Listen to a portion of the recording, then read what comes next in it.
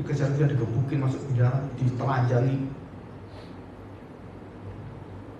diarak di kampung, ditelanjangi. Ya.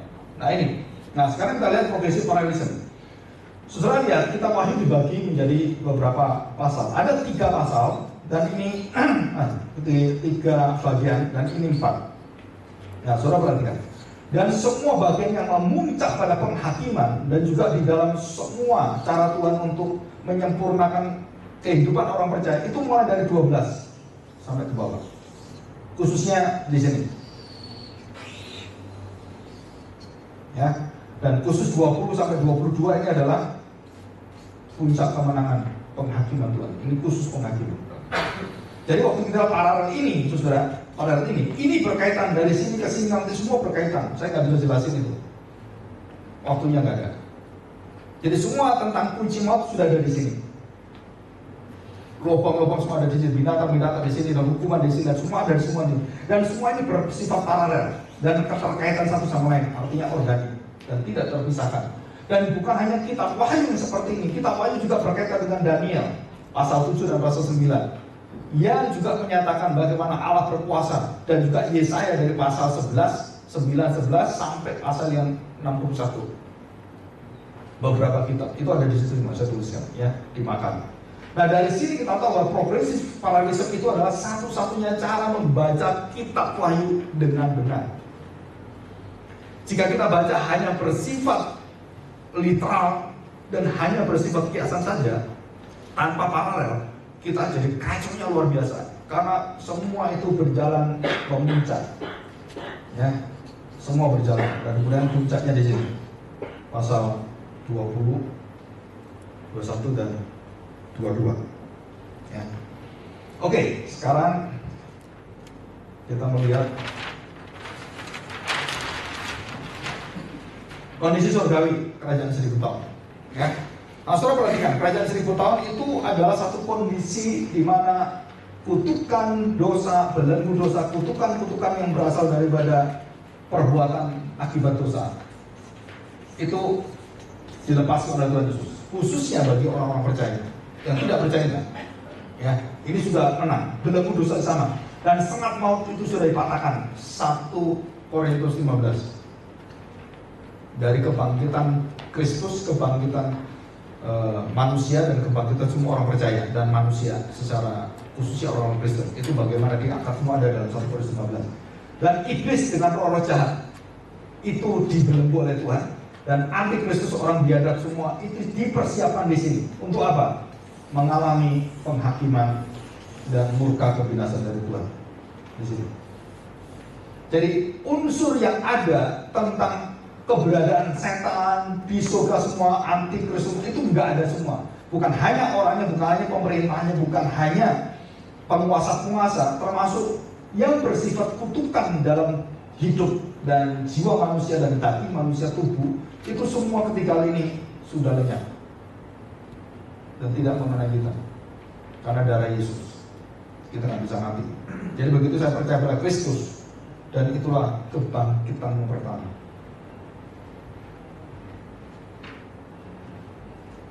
Apa arti kebangkitan pertama? Mati bersama Kristus dan bangkit bersama Dia. Itu sakramen yang pertama, baptisan kudus, kebangkitan pertama. Sakramen kedua, perjamuan kudus, kebangkitan kedua. Inilah tubuhku dan inilah darahku, dan tubuhmu dan darahmu nanti di akhir zaman akan Tuhan angkat dan Tuhan perbarui. Dan itu dalam peristiwa perjamuan kudus. Jadi setiap kali kita perjamuan kudus, kita diberitahu Tuhan tentang apa? Bahwa tubuh kita dan darah semua, fisikal kita, soma kita, manusia kita, itu akan disempurnakan oleh Tuhan di dalam kebangkitan yang kedua, masuk kehidupan kekal. Jadi di sini nanti ada. Nah, semua unsur yang ada di sini tidak boleh hadir steril di surga yang nanti akhir zaman. Ya, tetapi yang di kerajaan 1000 tahun tidak bisa menguasai hal seperti ini. Ada itu semuanya, kita tidak pernah bisa dikalahkan oleh ini, dikalahkan. Nah, nanti waktu Yesus datang masuk dalam kerajaan 1000 tahun, masuk ke kekekalan, Barulah kita diberi kuasa untuk apa? Mengusir ini semua dan membuang ini semua bersama-sama dengan Tuhan dari bumi yang sudah dihancurkan oleh Tuhan dan sudah diproses oleh Tuhan. Jadi sekalian diproses, sekalian mereka semua dibinasakan dan semua dimurkai Tuhan dan dipisahkan. Nah, pemisahan itu disebut sebagai konsumasi, ya, konsumasi.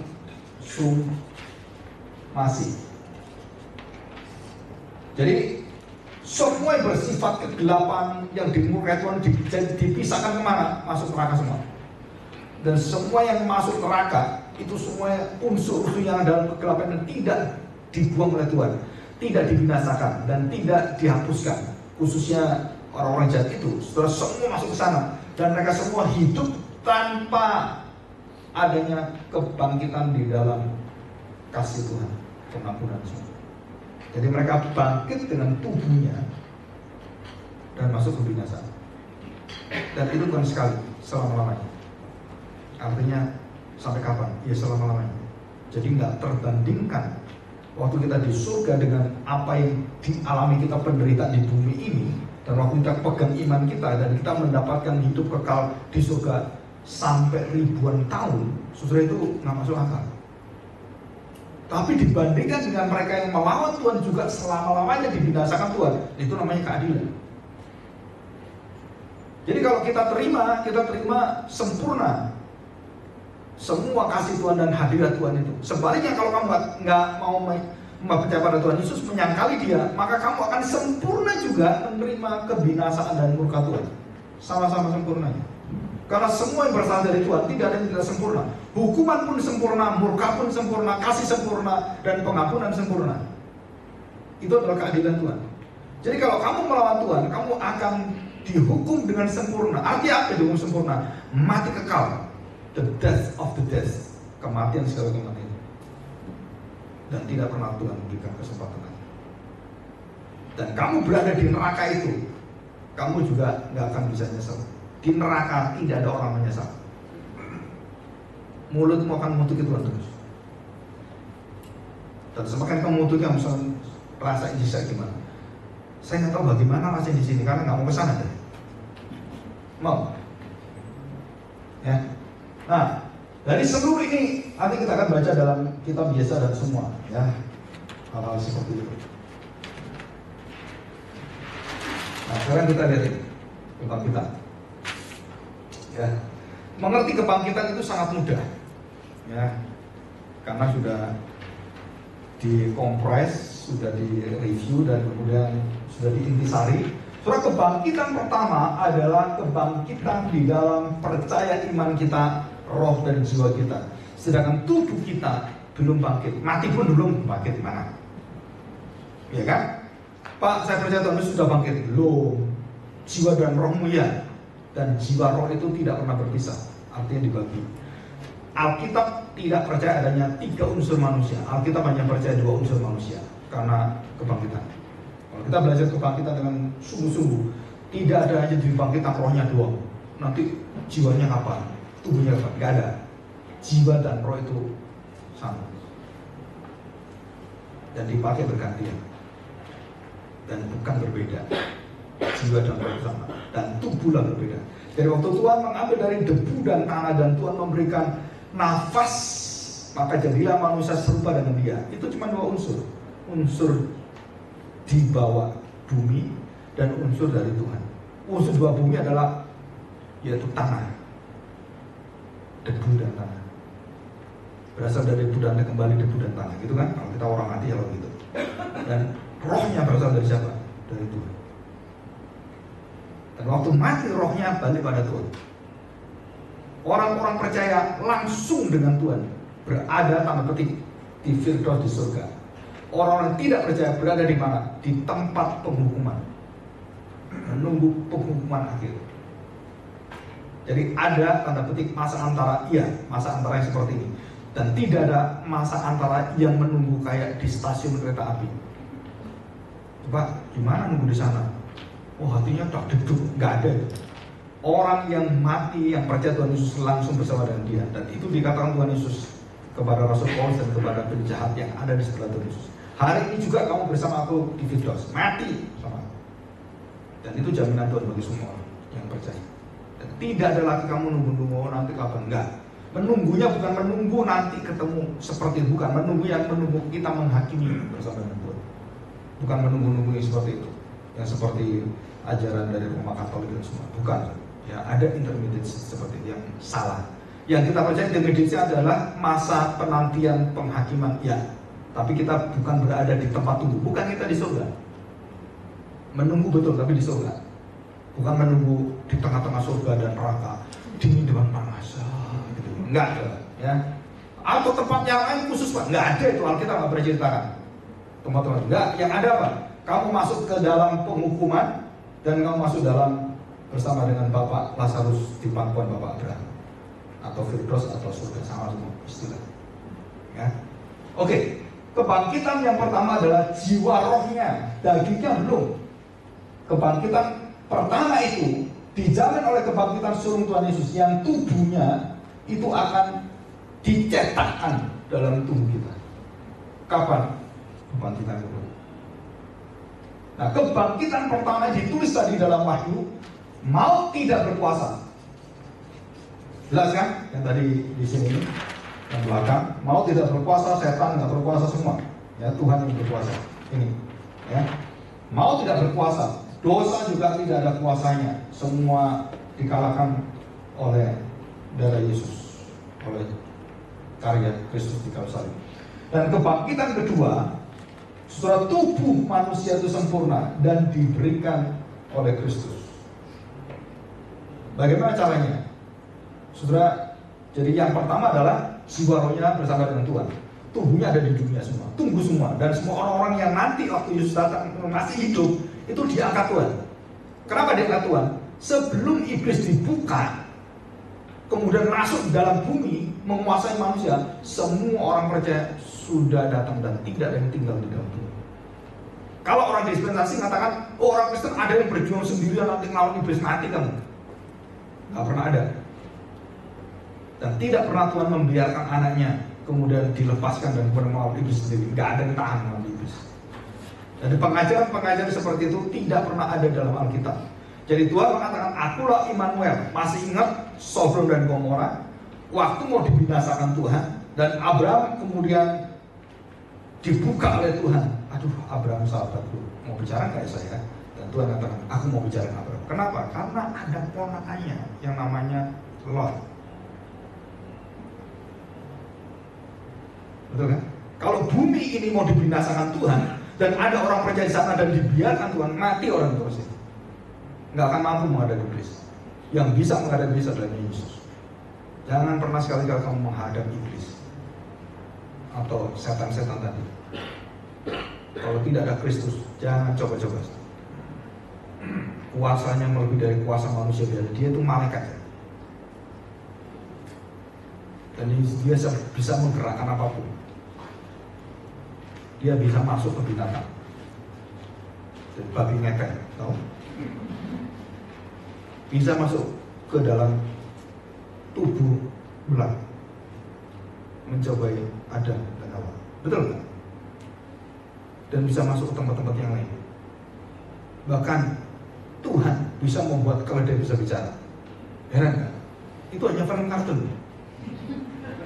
Benar, yang film kartun kan? Binatang mana itu kan? Tapi Alkitab ada binatang bisa ngomong juga. Ada berapa binatang bisa ngomong? 2. Satu ular, satu keledai pilihan. Ular kan setan itu. Maka Walt Disney itu kalau ngarang-ngarang buka apa dulu. Idenya kreatif ada di sana. Ya? Nah, saudara perhatikan, tubuh yang sempurna ini adalah tubuh yang akan masuk dalam kekekalan dan tidak ada lagi diracuni dan dikamiri oleh dosa, dan tidak lagi unsur-unsur dosa ada. Nah, saudara, nanti kita akan melihat ini semua dan kita baca satu persatu. Nanti sampai di rumah saudara bisa menikmati ayat firman Tuhan. Nah, sekarang kita lihat ini kebangkitan pertama. Saudara, ada berapa kebangkitan yang kita lihat ini? Kebangkitan pertama, waktu kita mati kita diangkat, ya kan? Nah, Terus kebangkitan kedua, tubuh kita dibangkitkan, dan kemudian jiwa kita bergabung dengan tubuh kita menjadi manusia yang utuh sempurna. Ini disebut sebagai New Adam, Adam yang baru, Kristus yang baru, Adam dalam tubuh kita. Dan tubuh kita yang diubahkan dengan jiwa kita yang sudah bersama dengan Kristus dalam kebangkitan kedua, itu adalah final dan tidak ada lagi yang dikatakan dalam Wahyu pasal 21, air mata, kemudian perkabungan, sakit, penyakit, tidak ada semua. Loh Pak, bisa tahu? Bisa. Dari mana kita tahu? Yesus waktu datang, semua penyakit dilenyapkan semua. Setan semua dilenyapkan semua. Itu menunjukkan apa? The kingdom has come. Ngerti maksudnya? Kerajaan Allah sudah datang. Kenapa? Iblis tunduk bukan tanduk saya ya, tunduk pada saya. Dan semua orang-orang buta itu sekasar penyakit sembuh semuanya. Siapa kamu? Mesias. Dan Mesias inilah yang akan menundukkan setan. Karena semua yang kelihatan di sini itu ada yang nyantol di atas. Surah Herodes bisa jahat, membunuh anak-anak kecil. Itu bukan dari Herodes saja, itu dari kuasa kegelapan. Dan kuasa kegelapan itu menyangkram orang-orang ini. Yang tadi itu, Saudara. Jadi Saudara, secara tidak langsung, kalau kita berbuat di dalam dosa, ada pengaruh kegelapan, ada pengaruh setan yang kita masih dilindungi Tuhan. Tubuh kita, hidup kita semua dilindungi Tuhan, dan dampak daripada belenggu dosa dan maut tidak kena ke kita. Tapi orang yang tidak mendapat darah Yesus, sewaktu-waktu bisa kejam dan membuat aturan-aturan yang tidak pernah bisa kita pikirkan. Ya, jadi kita jangan bersandar pada manusia, mengandalkan manusia. Lebih baik mengandalkan Tuhan. Orang sebaik apapun, pemimpin apapun, jangan pernah percaya, saudara. Percaya Tuhan. Wah, ini paling baik pemimpin Indonesia. Siapa bilang? Belum. Yang terbaik itu hanya nanti. Ini kita sedang mengalami seperti orang hamil mau melahirkan. Kesakitan yang luar biasa dunia. Dunia ini sedang lagi tua. Ya, lagi mau hamil, mau melahirkan bumi yang baru, langit yang baru. Ya. Nah, kebangkitan ini, kematian ada berapa? Kebangkitan ada berapa? Saudara perhatikan, kebangkitan di dalam jiwa kemudian diangkat oleh Tuhan setelah kematian dan waktu hidup. Jadi kebangkitan di sini ada dua kebangkitan. Satu, masih hidup dan sudah mati. Apa masih hidup artinya? Saya percaya Tuhan Yesus dan berkhotbah. Betul Tuhan, luar biasa Tuhan, aku percaya padamu. Dan roh kita saat itu dibangkitkan. Dan saat itu juga saudara nggak bisa dibinasakan oleh iblis. Dan ini kebangkitan. Waktu saya mati, roh saya tidak tetap di situ, diangkat oleh Tuhan, dan itu tidak beritahu. Jadi ada dua. Satu adalah waktu saya hidup percaya, wah saya percaya dalam iman saya, maka saya bangkit karena dosa saya bangkit. Nah, saudara, hidup yang dalam iman bangkit dari dosa, dan yang waktu mati saudara dibangkitkan Tuhan, itu adalah terlepas dari belenggunya atau kutukan. Ya. Jadi waktu kita percaya dosa kita ini sudah dibereskan Tuhan, dan kita kemudian hidup baru, lahir baru, menjadi manusia baru, dan inilah kita bangkit menjadi manusia baru, hidup baru. Dan waktu kita mati, Tuhan menjanjikan bahwa mati, maut tidak menguasai kamu lagi, dan Tuhan angkat. Tuhan janjikan, ini kebangkitan pertama. Jadi waktu masih hidup dan waktu mati. Jadi kalau kamu hidup tidak dijamin Tuhan mati, kamu mati. Tapi kebangkitan yang pertama ini dimulai dari mana? Waktu kamu hidup. Waktu kamu mati, dijamin oleh imanmu, kamu hidup di dalam Kristus. Jadi kematian yang di sini waktu diangkat Tuhan, itu tidak mungkin terjadi kalau iman kita tidak dihidupkan oleh Tuhan. Jiwa kita, roh kita harus dihidupkan. Barulah waktu mati kamu dibangkitkan, supaya semua engkau bangkitkan di akhir zaman. Yohanes pasal 5, Yohanes pasal 17. Saudara baca semua, itu ada di situ ya. Nah, ini kebangkitan. Nah, kematian sekarang ya, kebangkitan. Kebangkitan kedua apa? Udah jelas, tubuh akhir zaman dan diberikan. Sekarang kematian. Kematian pertama adalah kematian yang diceritakan mati di dalam dosa. Ini kan hidup dalam dosa. Kematian pertama adalah kematian dalam dosa. Ini satu. Mati dalam dosa. Jadi saya tidak bisa lagi menginginkan yang bukan dosa. Tubuh saya diperbudak di dalam keinginan dosa. Nggak bisa enggak. Semua motivasi adalah self determination. Semua bergantung pada diri saya, keinginan saya, kemauan saya. Jadi Kain dan Habel menunjukkan bagaimana kerajaan Allah dan kerajaan yang gelap, terang dan gelap, kerajaan dunia itu dari Kain dan Habel. Jadi Kain mempersembahkan apa yang menurut dia Allah akan terima. Habel mempersembahkan apa yang menurut Tuhan terima. Dan itu adalah bedanya iman Kristen dan agama kepercayaan. Semua mengerjakan dari dirinya untuk memberikan kepada Tuhan. Kalau di sini dia meminta anugerah Tuhan supaya menerima apa yang dia kerjakan. Satunya bersifat penyerahan diri, bersifat dia orang berdosa, dia tidak layak di hadapan Tuhan, dan melihat dirinya adalah tidak mungkin bisa menyenangkan Tuhan hanya karena engkau bermurah hati Tuhan. Aku baru bisa menyenangkan engkau. Dan di sini enggak, saya bekerja, saya diangkat. Semua saya persembahkan, saya terbanyak, saya yang terindah di gereja, saya mau nomor 1 di gereja. Binasalah semua gereja seperti ini. Dan akhir zaman akan meledakkan semua gereja-gereja yang dibangun manusia dengan indah. Setelah lihat gereja semua yang indah di dunia ini, mau dari marmer apa, akhir zaman bilang semua. Jangan pernah bangga dengan gereja baik. Mau bangun sehebat apapun, tinggal tunggu waktu, semua jadi menara Babel dihancurkan Tuhan. Karena satu-satunya bait Allah yang tidak boleh dihancurkan adalah yang dibangun oleh Tuhan Yesus. Betul? Bagaimana dia dibangun? 3 hari. Apa 3 hari dibangun?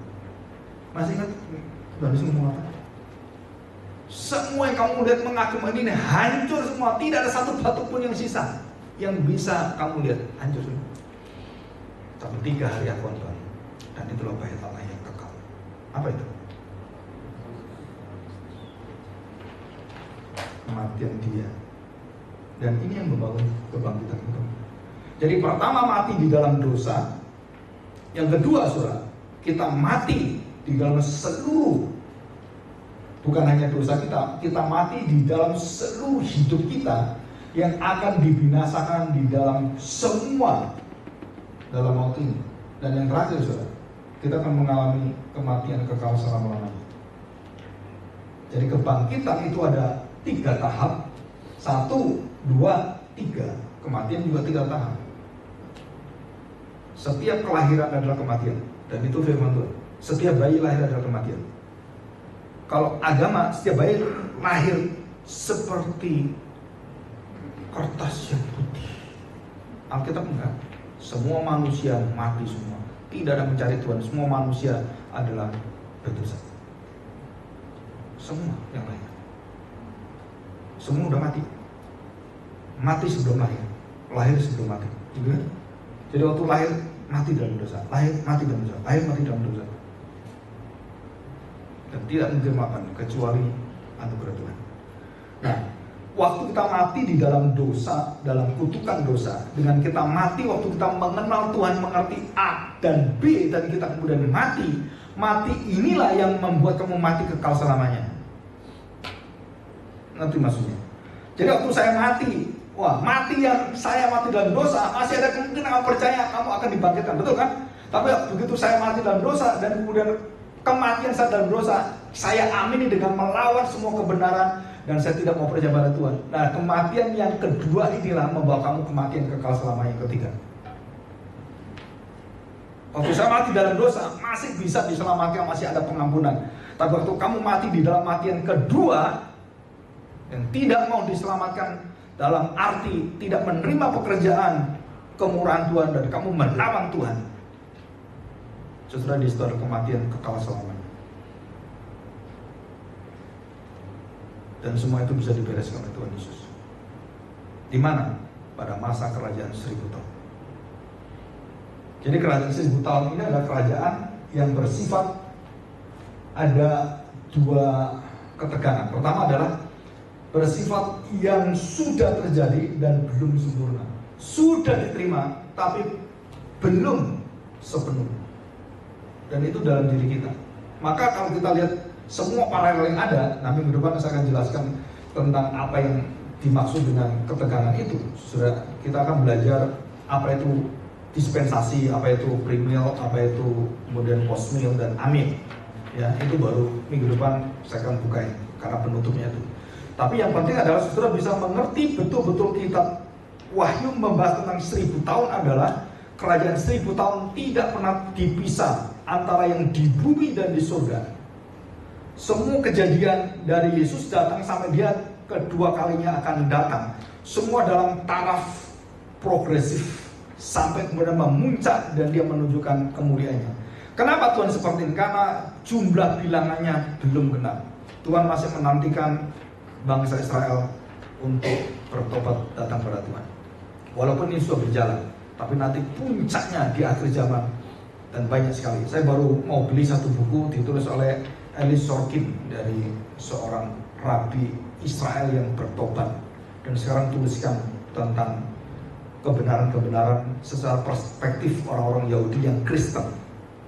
Dan itu banyak sekali membukakan. Waktu saya baca artikelnya, itu luar biasa. Karena dulu itu menutup diri dia untuk tidak bisa mengenal Tuhan. Sekarang penutup itu sebenarnya ada penjelas. Dia katakan demikian.